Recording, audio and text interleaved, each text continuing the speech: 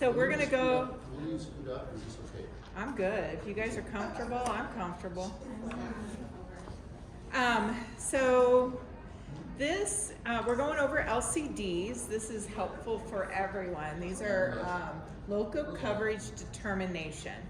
So when we talk about local coverage determination, this is something that allows for our patients to qualify for hospice ongoing. So I'll just continue on. And this is Jan's slideshow. So she just wrote out the requirements for Medicare coverage. It depends on the physician's certification, that an individual prognosis is with life expectancy of 6 months or less if the terminal illness runs its normal course. So that's our initial qualification for a patient. And that's something that Dr. Weaver helps determine along with the admitting nurse, when they discuss the patient's condition and the recent decline. So the LCD, which is what we're talking about today, describes guidelines to be used by the National Governing Services, CGS, and Palmetto. So these are companies that are contracted by Medicare, aka government, to make sure that we're keeping the appropriate patients that qualify for hospice. So although guidelines are applicable to certain disease categories, the LCD is applicable to all hospice patients. It is intended to be used to identify any Medicare beneficiaries whose current clinical status and anticipated progression of disease is more likely than not to result in a life expectancy of 6 months or less. So while I handed out the folders to the nurses, because they're the ones that will be putting in the LCDs, which is their qualifications for these patients, it also applies to our social worker, our chaplain, our aides. So if you, and anyone that in massage therapy and music therapy, say for instance, we need you to also chart to the decline, which is why we're going over this with everyone. If anyone wants to see these forms for each disease, feel free. There's a folder over here. You can take it. It lists all the LCDs. So what an LCD is basically saying, number one, let me move the page. Sorry. This is what I already went over. Let me back up. Sorry, this is my slideshow. So these contractors that I mentioned that are hired by the government to make sure that we're compliant with regulations on qualifying patients, the things that they're looking for all have a decline policy. Progression of the disease. So they're all looking for a progression of the disease. Say for instance, you're a music therapist, and when you first start seeing these patients, they're singing along with you. And then a month later, they're just saying a few of the words because they can't keep, they don't have the breath to be able to sing with you. And then a month later, they're just humming the music. So that would be ideal for the music therapist to actually chart to, which would chart to the LCDs, which would chart to the patient's decline. So that's always helpful information. We also need clinical status, which includes infections, weight loss, low albumin, decreasing max. Those are all things that the nurse is looking for as well. Clinical symptoms are stuff that our aides can see, especially when they're taking them from the bed to the shower, maybe, and these are all things that you need to report to your nurse as well. But say you first started seeing the patient and they had no problems with your assistants going to the shower. But now when they're using their walker, they have to stop and take a break and then take a few more steps. And then they decline more, and eventually they just need to be in the wheelchair to get to the shower. So those things that our CNAs see also would chart to the decline. And we have the best CNAs ever, so they are very communicative with us when things change, and we really appreciate that. So other things, other signs of decline: edema, hypo or hypertension, weakness, and then change of level of consciousness. So how can our hospice use LCD? So the LCDs provide guidelines on admission. So we want to do the LCDs on admission. We want to do them on certification. And we also want to do them with any significant changes. This also allows for our doctors and nurse practitioners. They can look at the LCDs and actually over time, over certification periods, see the differences, because we do document on key points. It provides consistency so that it's easy to find that information. I think with Matrix, it does a pretty decent job, but I think at times it's hard to find information all in one spot. Education for identifying hospice patients, eligible patients, and referrals. So these LCDs on admission or even with a referral can be filled out, and then you can see according to the Medicare guidelines if that person qualifies under that diagnosis. It's not always clear cut, but it's a very good guideline for us to determine if they're eligible. Another thing that I would like to point out is when LCDs are based on different diagnoses, dementia, like weight loss, I think is one of them, cardiac, respiratory.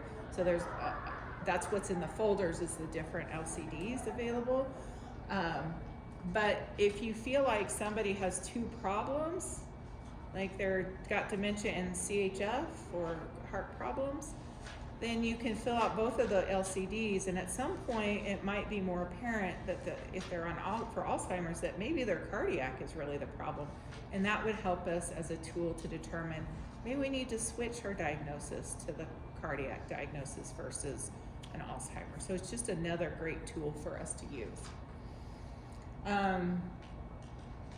IDT format, so it is very like a lot of the templates we have for IDT have all the information you would need for the LCDs as well. So we're not asking to spend a lot of extra time to do this. It really, on admission and at recertification, maybe an extra 5 minutes to really be thorough about it and think it through.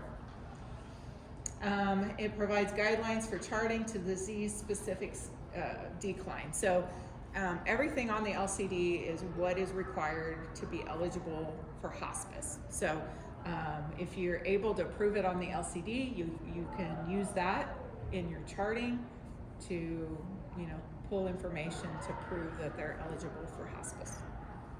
Where did Jan go? I saw her. She ditched me. Thank you. I'm glad somebody else saw that. You're doing fine. Okay. So this is Jan's circle. I'm not going to own that. She would make fun of it too if she were here. So I'm just showing you where to go to get to the LCDs. Now, CNAs, massage therapy, chaplains, you guys should just take a break in your brain, because this probably won't apply to you. So just give me a heads up. So we go to clinical documents. Does everybody know how to get there? Okay.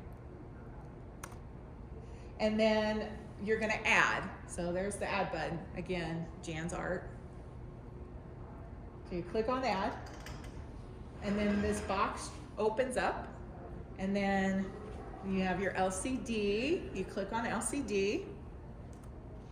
It's been here this whole time. We just haven't been using it. And so then this is the first screen that comes up. Let me see if I can do this. Oh, no. Hold on, let me get a pen. Okay. All right, Jan, I want you to take over Okay. if you want. Why? I'm almost done. See, I can't. Okay, so right here, it says baseline guidelines. So the baseline guidelines will be done on every patient. Oh, there we go. Every patient. And then you're also going to do general decline in clinical status on every patient. So you see those two tabs, and you can toggle between them. So you just tap on it and it'll open up for you. And this is going to be mind-blowing. Oh, actually, no, this is just what comes up. It's not mine. Okay. Thank God. All right.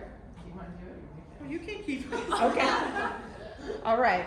So as you can see, it's just like really point click. You know, it's menu driven. You know, you can add additional comments, but you can, you know, designate what they're needing help with, ADLs wise. It's very intuitive.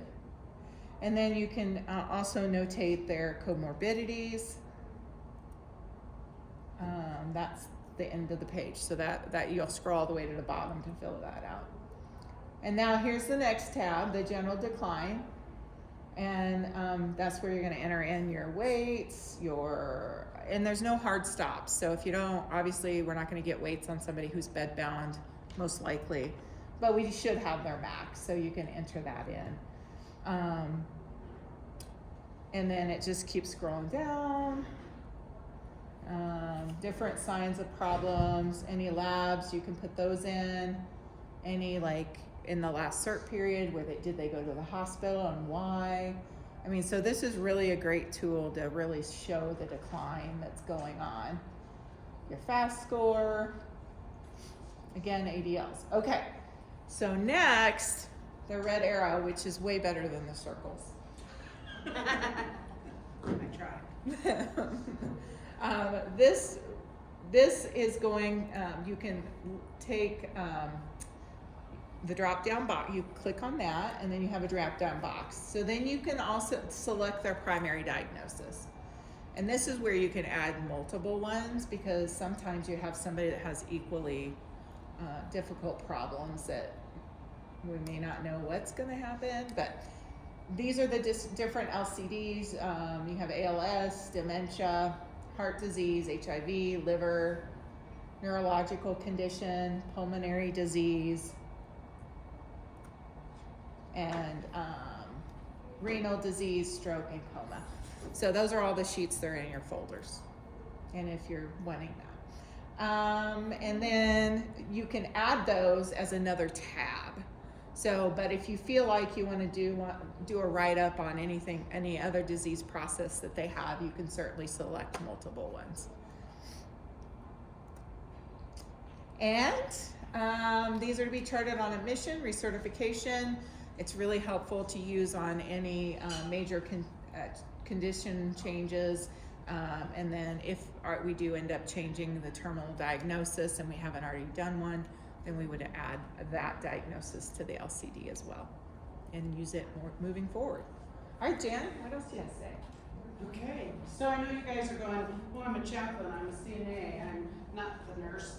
I'm Dr. Weaver. It's okay. All of you guys, Dr. Weaver's notes are a total different ballgame, because he has a lot of responsibility for depicting a picture of his too. But all of you guys, the LCDs are important to know. You need to know what your patient you're caring for's diagnosis is, because when you guys go out there, especially CNAs are out there more of our eyes than anybody ever.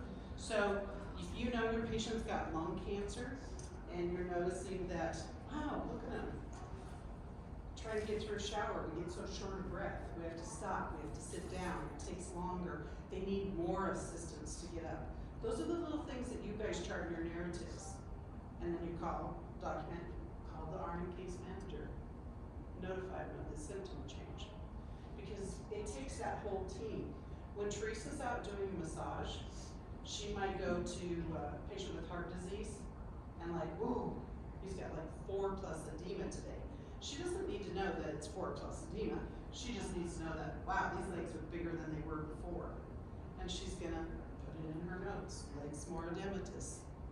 Those kind of things. The whole team, it's that whole picture. So utilizing these LCDs like this gives CMS that leg up to where they can come in and they can just look at that on the chart and see. The thing we don't have, the benefit we don't have in matrix care that other EMRs have is that other EMRs, you can pull and you can see the fast trends, you can see the wait trends. This one we have to manually go in. This is where these become very helpful. And it's the whole team. Whatever you guys are seeing, document it. Chaplain goes out and like music therapy too, I was talking I earlier. already said that example. Oh, okay, here's my example. The chaplain goes out and maybe Jinx. they can't remember the scripture that they used to, or they're mumbling now, instead of saying it clearly. Those are things to chart, to document. So LCDs are important for the whole team, not just for the nurses. But that piece is where the nurses are gonna go. So, Jen, can I throw something in? yes, Changes in skin color and tone is Yeah. huge for CNAs to, or the music, or not music, sorry, massage. Because if you notice that their nail beds are more blue, their feet are purple, all of those things are going to clue us into different things to look for at our next assessment too. yep, totally. Anybody stressed out by the whole LCD thing? It's really straightforward, it's their disease. Are you stressed out about it, specifics. Dr. Weaver? All the time. The thing I was getting at is, it's interesting, we're calling it an LCD. To demystify it, basically, it was always part of your mission, and for the most part, the organization does it, everybody in the organization does it really well, to describe the patient where they are. Okay. What this process does is it's really, it gives structure to that, and reminds you to, because you might notice things, but you might not have remembered to put it in your note. And what that does is it helps us give proper credit. Please, only be truthful. I mean, they have good days and bad days, okay? Always be truthful so that when the information is presented to the payer, who's taking a look at what we're doing, if we did our job right, then despite the variation, there's going to be a trend that says, yes, verily, this patient is actually hospice appropriate, which is where the LCD came from. Okay. But basically, I mean, you guys do such a good job of attending to the patients, and you're actually just, you've got all this information in your head. It's just helping it be specific to help us to be able to stay in the case. Okay? And also know when, as good stewards, we need to get out of the case and keep our Medicare's powder dry for nobody's getting off this planet alive. They'll be back. So that we're truthful, and it just helps make sure that we can all, with a good conscience, take care of the people we're taking care of. Yeah, we all have that duty and responsibility to be good stewards of their benefits. So, I spent some time with Charlotte, who does a lot of our recertification face-to-faces, and she said, I really don't get to see this patient for but a few minutes. Yeah. She said, I really rely on all nurses charting, and she says, in some cases I don't have enough. yeah, So I this said, is gonna yes. help immensely. Yeah, Yeah, and she was here in the morning session. Yeah, So, so we talked to she her. probably Yeah. said that, yeah. Yeah, so it's gonna be helpful, so. But again, every single person that doesn't, don't go, I'm just a CNA, I'm just a massage therapist, every single person. It's you guys who are out there seeing things. Put it in there, write it down. Is there anything that we need to be careful about saying in our notes as far as, because our certifications, like, we can't look at something and say, oh, this is this, or. Yeah, so you use those words like legs are swollen. Describe what it is. You're totally describing, not using Saying what it diagnosis is. type of term. So their fingers are purple, their Yeah. legs are bigger, you know.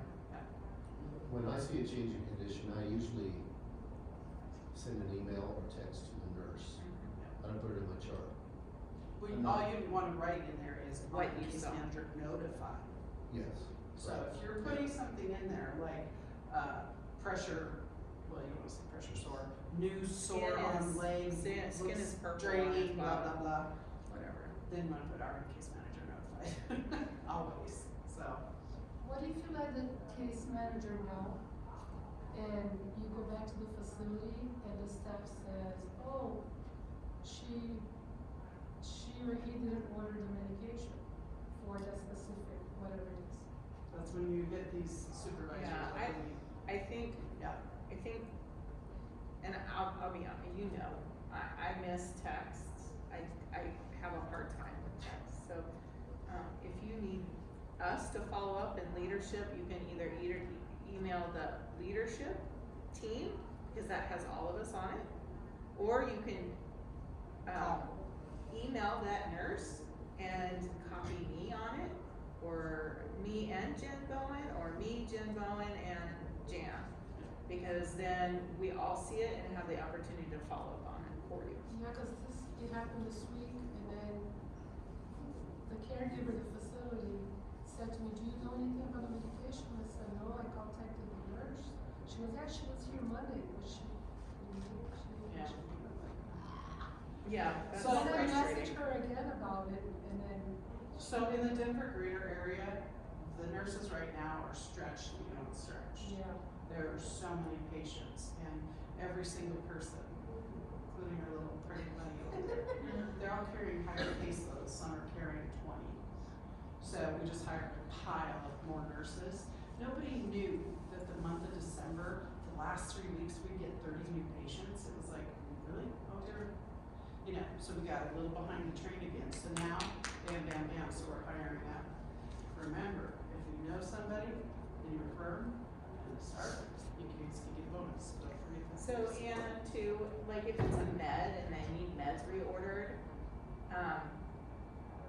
if you could get a number for me to call back, I will call them and I will reorder those meds. That's stuff that I, Like the facility number? Yeah. Oh. or the person that wants me to reorder Oh. stuff, like is there a good number that I can have the supervisor call you? Okay. I'll be happy to call, and, cause I can order things, meds, Okay. no problem. And that, if that can take the burden off of some of the nurses in the field, I'll be happy to do it. Okay. Anything else, guys? And if I can steal five more minutes of your time, I'd probably say bye, hurry with traffic. I just have to tell you guys, so, and I got a small crowd here. But a few years ago, I was the victim of a really, really bad identity theft case. I didn't even know, I had no clue that I had bought a house in South Carolina, and it had 3 mortgages on it. I had been to Florida and had all these beneficial finance loans opened and all this stuff for remodeling my house and all this stuff. Didn't know until one day at my work, I get my paycheck, I'm like, the paycheck had gotten attached. And I was like, what? I'm that girl who never checked her credit, you know, didn't have to worry about it. I had good credit, didn't matter. So, fast forward, it was terrible. It was the worst thing in my life. I will never, ever get my over $15,000 paid to attorneys. And I date an attorney whose his friends did most of the work. They still have over $15,000 in attorney fees for the different states. I'll never get that back. Fighting to get the money that they took back out of my paychecks from the mortgage company. I almost lost my house here in Denver because the mortgage company, this happened right at the start of COVID. My house here, the mortgage company tried to foreclose my house here on me because they wanted their money completely. So by the time of COVID and everything, I got through my trial and stuff, you know, I won. But I have to tell you guys, it was terrifying because this is what I go into the attorney's office here, because of course it was all done Zoom. And they hand me 2 manila folders. And I open it up. Oh, here's a picture of my driver's license with my picture. And here's my social security card. And here's a copy of my birth certificate. And so I'm like, yeah. I open up the next folder, and here's a South Carolina driver's license, my information on it, and a different picture of a different lady. And here's my social security card and my birth certificate in this folder that she presented to the mortgage company. So it's big scams. Homes are really bad. They're terrible about doing homes and everything. So this started in 2019. Finally, last year, I got it closed out. My credit score will never recover, ever, because I am still gonna be guilty. It doesn't matter that I won, I still am guilty. Opening up those folders though, it was frightening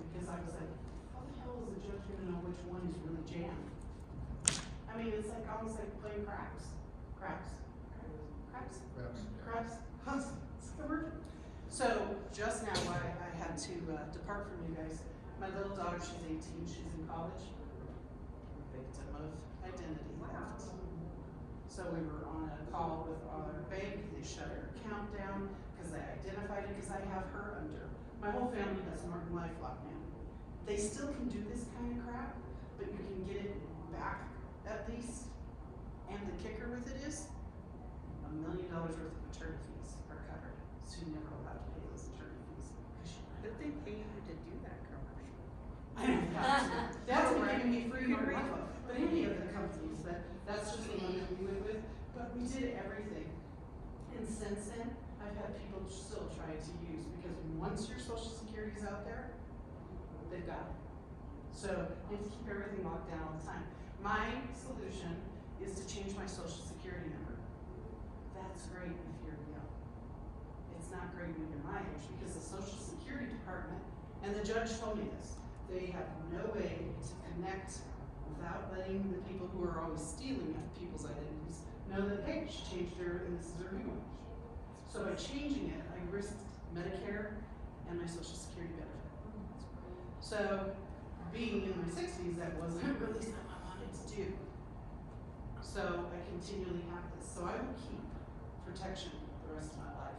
But I wanted to share that with you guys because this is something, I mean, I used to hear it and everything, and until it was me, again, it was life altering. I used to come, my little girl would walk home from school, and she'd call me and say, Mommy, there's some guy out in front of our house, and he says, your mom needs to sell your house because she's gonna lose it. Because these people are vultures too out there. And I'm like, no, we're not, honey, remember, we got a judge, we're going to court. No, we're not. Mommy, he said that all my stuff's gonna be in the front yard. It was terrifying. Oh my God. So, not to scare y'all, but just watch your stuff. You're our darkness. I am trying to scare you because it's been horrifying and it's been life altering. So, right. Well, we know who you are, though. Oh, that was recorded.